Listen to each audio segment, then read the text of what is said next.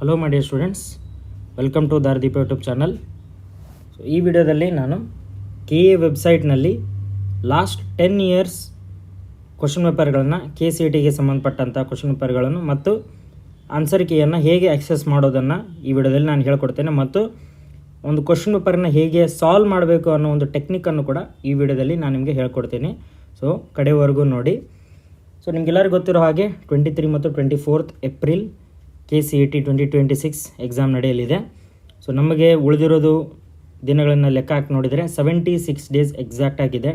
2 months 16 days ಇದೆ. So ideally ನೋಡಬೇಕಾದ್ರೆ last 3 months of the examination usually top scorers ಏನು ಮಾಡ್ತಾರೆ ಅಂದರೆ ಲಾಸ್ಟ್ 3 months ಮಾತ್ರ ಪ್ಯೂರ್ಲಿ ಕ್ವಶನ್ ಪೇಪರ್ ಸಾಲ್ವಿಂಗಿಗೆ ರಿಸರ್ವ್ ಮಾಡಿ ಇಟ್ಟಿರ್ತಾರೆ. ನೀವು ಇಷ್ಟು ದಿವಸ, ಇಷ್ಟು ತಿಂಗಳು, ಇಷ್ಟು ವರ್ಷ ಏನೇನು ಓದ್ತಾ ಬಂದಿದ್ರಿ ಅದನ್ನೆಲ್ಲದನ್ನು ಎಕ್ಸಾಮಲ್ಲಿ ಕರೆಕ್ಟ್ ವೇಯಲ್ಲಿ ಪ್ರೆಸೆಂಟ್ ಮಾಡಬೇಕಾದ್ರೆ ಕನ್ಸಾಲಿಡೇಟೆಡ್ ಆಗಿ 3 months ಎಕ್ಸಾಮ್ ಸಿಮ್ಯುಲೇಟೆಡ್ ಎನ್ವಿರಾನ್ಮೆಂಟಲ್ಲಿ ನೀವು ಅದನ್ನು ಸಾಲ್ವ್ ಮಾಡಬೇಕು. ಸಾಲ್ವ್ ಮಾಡಿ ಮತ್ತು ಚೆಕ್ ಮಾಡಿ ನಿಮ್ಮ ವೀಕ್ ಏರಿಯಾಸ್ ಮತ್ತು ನೀವು ಸ್ಟ್ರೆಂತ್ ಏರಿಯಾಸ್ ಯಾವ್ಯಾವ ಇದ್ದಿರಲ್ಲ ಅದನ್ನು ಐಡೆಂಟಿಫೈ ಮಾಡಿ. ಯಾವುದು ಸ್ಟ್ರೆಂತ್ ಏರಿಯಾಸ್ ಇದ್ದಿರಲ್ಲ ಅದಕ್ಕೆ ಟೈಮ್ ಕಡಿಮೆ ಕೊಟ್ಟು, ಯಾಕಂದರೆ ಅಲ್ಲಿಂದ ಕ್ವಶನ್ ಬಂದರೆ ಆಲ್ಮೋಸ್ಟ್ ಆಲ್ 95% ನೀವು ಅದನ್ನು ಆನ್ಸರ್ ಮಾಡಿರ್ತೀರ. ಸೊ ವೀಕ್ ಏರಿಯಾಸ್ ಯಾವುದು ಅನ್ನೋದನ್ನು ಒಂದು ಐಡೆಂಟಿಫೈ ಮಾಡಿ ಉಳಿದ ಟೈಮಲ್ಲಿ ಸಮಥಿಂಗ್ 50 to 60% ಟೈಮನ್ನು ಅದರ ಮೇಲೆ ಇನ್ವೆಸ್ಟ್ ಮಾಡಿ ಆ ಟಾಪಿಕ್ಗಳನ್ನು ಮ್ಯಾಕ್ಸಿಮಮ್, ಎಲ್ಲವುದಾಗಲ್ಲ ಯೂಶ್ವಲಿ, ಅದರೊಳಗಿರೋ ಮ್ಯಾಕ್ಸಿಮಮ್ ಟಾಪಿಕ್ಸ್ಗಳನ್ನು ನಿಮ್ಮ ಸ್ಟ್ರೆಂತ್ ಏರಿಯಾಸ್ಗೆ ಕನ್ವರ್ಟ್ ಮಾಡಬೇಕಾಗಿರೋದು ನಿಮ್ಮ ಈ 3 ತಿಂಗಳು ಲಾಸ್ಟ್ ತಿಂಗಳಲ್ಲ ಅದರಲ್ಲಿ ಹೇಳಿದ ಕೆಲಸ. ಸೊ ನೋಡೋಣ ಬನ್ನಿ ಈಗ ಕ್ವಶನ್ ಪೇಪರ್ಸ್ ಹೇಗೆ ಸಿಗುತ್ತೆ ಅಂತ. ಫಸ್ಟು ನೀವು KE ವೆಬ್ಸೈಟಲ್ಲಿ ಹೋಗಿ ಈ ವರ್ಷದ್ದು 2024 ಮತ್ತು 2025 ಸಿಗಬೇಕಂದ್ರೆ ಇಲ್ಲಿ ಪ್ರಶ್ನೆ ಪತ್ರಿಕೆಗಳು ಅಂತ ನೀವು ನೋಡ್ಬೋದು. ಇಲ್ಲಿ 2024 ಮತ್ತು 2025 ಅಷ್ಟೇ ಇದೆ. ಬೇರೆ ಉಳಿಕಿದ್ದು ಹೇಗೆ ನೋಡಬೇಕು ಅಂತ ನಾನು ಹೇಳ್ಕೊಡ್ತೀನಿ. ಇಲ್ಲಿ ಓಪನ್ ಮಾಡಿದಾಗ 2025 ಅಂತ ಓಪನ್ ಮಾಡಿದಾಗ UGCET ಪ್ರಶ್ನೆ ಪತ್ರಿಕೆಗಳು ಅಂತ ಇದೆ. ಇಲ್ಲಿ ಫಿಸಿಕ್ಸ್, ಕೆಮಿಸ್ಟ್ರಿ, ಮ್ಯಾಥಮೆಟಿಕ್ಸ್ ಮತ್ತು ಬಯಾಲಜಿ ಇದರಲ್ಲಿ ಯಾವುದಾದ್ರೂ ನೀವು ಓಪನ್ ಮಾಡಿ ಇದನ್ನು ಆಕ್ಸೆಸ್ ಮಾಡ್ಬೋದು.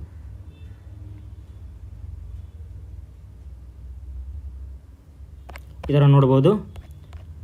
ಇದು ಇಂಗ್ಲೀಷ್ ಮತ್ತು ಕನ್ನಡ ಇದೇ ಟೈಪ್ ನೀವು ಸಾಲ್ವ್ ಮಾಡ್ತಾ ಹೋಗ್ಬೋದು. ಸೊ ಇದೇ ಟೈಪು 2025 ಕೂಡ ಇದೆ. ಇಲ್ಲಿ ನೀವು ನೋಡ್ಬೋದು ಪ್ರಶ್ನೆ ಪತ್ರಿಕೆಗಳು ಅಂತ 2025 ಅಂತ.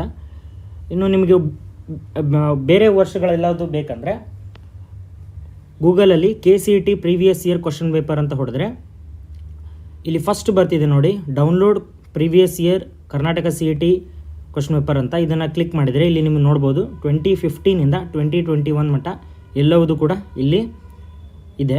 ಇಲ್ಲಿ ನೀವು ನೋಡ್ಬೋದು ಕನ್ನಡ ಮಾದರಿ ಪತ್ರಿಕೆ ಕೂಡ ಇದೆ. ಯಾವುದು ಹೊರನಾಡು ಮತ್ತು ಗಡಿನಾಡು ವಿದ್ಯಾರ್ಥಿಗಳಿಗೆ ಒಂದು ಸಪ್ರೇಟಾಗಿ ಏನು ಎಕ್ಸಾಮ್ ಮಾಡುತ್ತಾರಲ್ಲ ಅದು ಕೂಡ 2012 2021 ತನಕ ಎಲ್ಲದನ್ನು ಕ್ವಶನ್ ಪೇಪರ್ ಇಲ್ಲಿ ಕೊಟ್ಟಿದ್ದಾರೆ. ಅದನ್ನು ಕೂಡ ನೀವು ಸಾಲ್ವ್ ಮಾಡ್ಬೋದು. ಮತ್ತು 2015 ಕೂಡ ಓಪನ್ ಮಾಡಿದಾಗ ಭೌತಶಾಸ್ತ್ರ, physics, chemistry, maths and biology ಪ್ರಮುಖ ಉತ್ತರ ಅಂದರೆ ಆನ್ಸರ್ ಕೀ ಕೂಡ ಅಪ್ಲೋಡ್ ಮಾಡಿದ್ದಾರೆ KE ಅವರು. ಇದನ್ನು ಕೂಡ ನೀವು ರೆಫರ್ ಮಾಡಿ ಫೈನಲ್ ಆಗಿ ಆನ್ಸರ್ನ ಟೋಟಲಿಂಗ್ ಮಾಡ್ಕೋಬೋದು.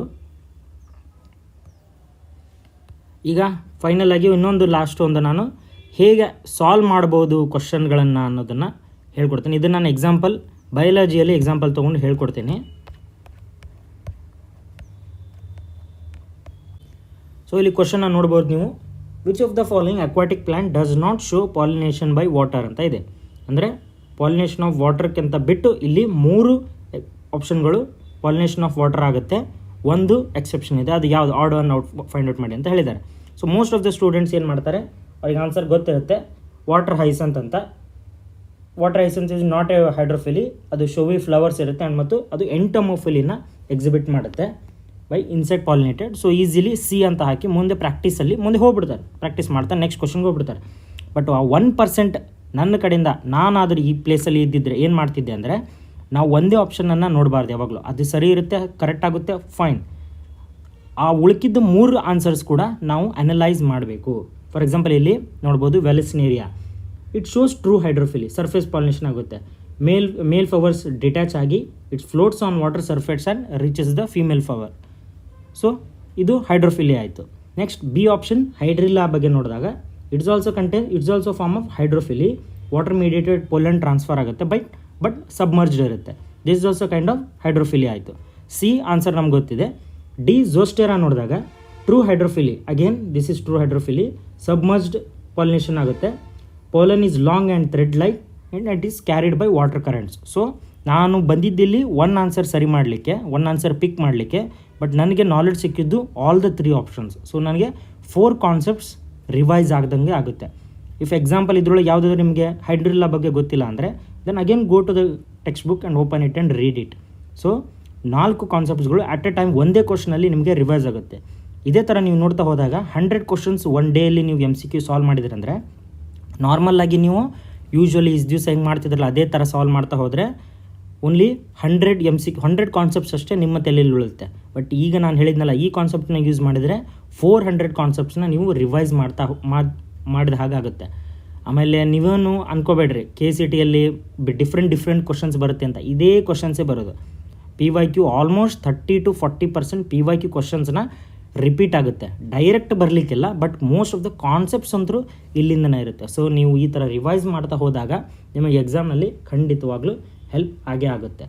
ಸೊ ಇನ್ನೊಂದು ಎಕ್ಸಾಂಪಲ್ ಕೊಡ್ತೀನಿ ನಾನು. 7th ಕ್ವಶನ್ ನೋಡ್ಬೋದು. Which cell of the female gametophyte is involved in the formation of primary endosperm nucleus after fertilization. Primary endosperm nucleus ಅಂದ ತಕ್ಷಣ ನಿಮ್ಮ ತಲೆಯಲ್ಲಿ ಟ್ರಿಪ್ಲಾಯ್ಡ್ 3N ಬರಬೇಕು. ಸೊ ಇಲ್ಲಿ ನೋಡಬೇಕು, ಮೇಲ್ ಗೆಮೆಟೋಫೈಟ್ ಅಂದರೂ ಚೇಂಜ್ ಆಗಲ್ಲ, ಅದೊಂದ್ರೆ ಎನ್ನೇ. ಇಲ್ಲಿ ನೀವು ಯಾವುದಾದ್ರೂ 2N ಇದೆ ಅಂತ ಹುಡುಕಬೇಕು. ಯಾವುದು 2N? ಇಮಿಡಿಯೇಟಾಗಿ ನೀವು ಡಿ ಅಲ್ಲಿ ನೋಡಿದಾಗ ಸೆಂಟ್ರಲ್ ಸೆಲ್ ಸಿಗುತ್ತೆ. ಸೊ ಇಲ್ಲಿ 2N ಇರುತ್ತೆ.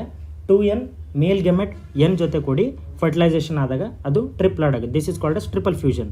ಸೊ ಯೂಶ್ವಲ್ 99% ಮತ್ತೆ ಜನ ಇದನ್ನೊಂದು ಪಾಸ್ ಮಾಡಿ ಮುಂದೆ ಹೋಗ್ಬಿಡ್ತಾರೆ. ಸೊ ಈ ಥರ ಮಾಡಬಾರ್ದು, ಎಲ್ಲದನ್ನು ಅನಲೈಸ್ ಮಾಡಬೇಕು. For example first option antipodals, usually ಇದರದ್ದು ನ್ಯೂಟ್ರಿಟಿವ್ ಮತ್ತು ಸಪೋರ್ಟಿವ್ ಸೆಲ್ ಇದು ಯಾವುದು ಫರ್ಟಿಲೈಸೇಷನ್ಲಿ ರೋಲ್ ಇರೋದಿಲ್ಲ.